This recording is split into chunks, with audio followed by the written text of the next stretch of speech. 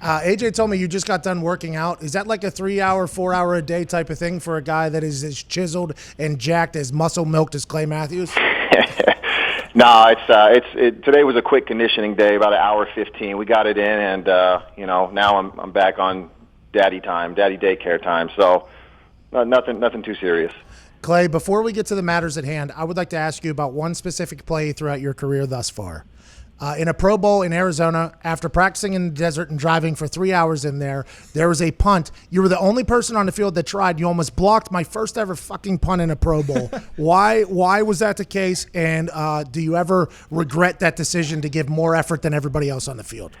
Well, I just was trying to put myself in the same category as Sean Taylor. Everybody looks at him. He's gone down in history and R.I.P. But for his effort he gave in the Pro Bowl on another punter. So I figured if I could block your punt for a safety, possibly a touchdown, I might be in the same talk as Sean Taylor, and it just means a lot.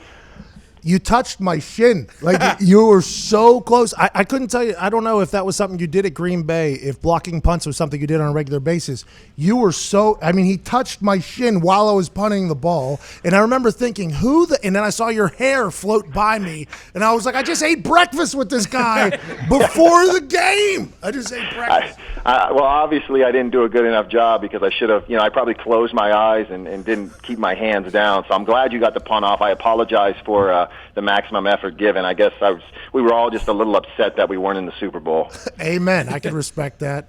AJ obviously talks glowingly of you, as does anybody who's ever watched you play football. The all-decade team. Now, granted, I was a part of the Pro Football Focus all-decade team. They're somebody that watches every single play. And for punting and kicking, it's very easy to say if somebody did good or did bad. Pro Football Focus has a lot of knocks because they don't necessarily know the coverage or the jobs or the roles of people in different positions, but punting and kicking is easy.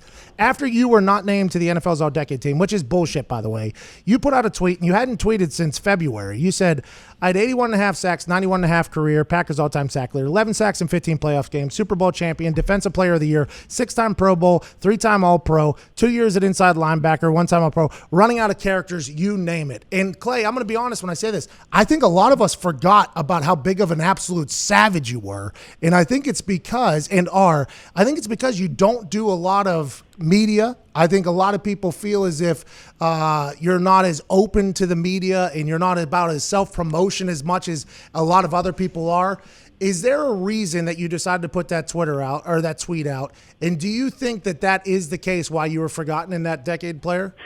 Well, yeah. I mean, you touched on a lot of things that I definitely agree with. I think first off is, you look at what I was able to do in the first half of the decade as far as, statistically and, the seasons we were able to put together as well as winning a Super Bowl. And then you look at the latter half of, the 2010s, and, we obviously didn't make the playoffs for a few years.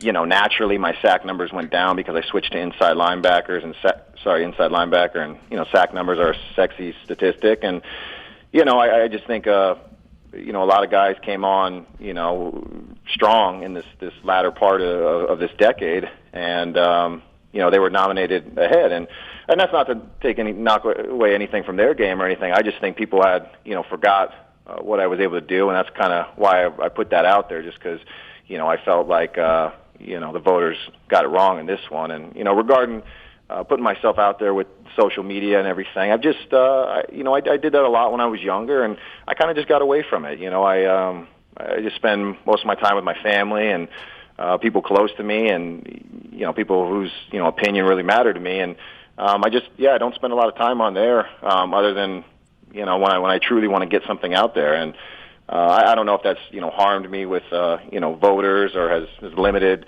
the accessibility from the media as far as people who want to vote for me or people who are liked and whatnot. But ultimately, I felt like my numbers, were there, and I would have liked to have seen myself on that list. But it is what it is. That's why I put that out there, and just put it out there and let the fans decide.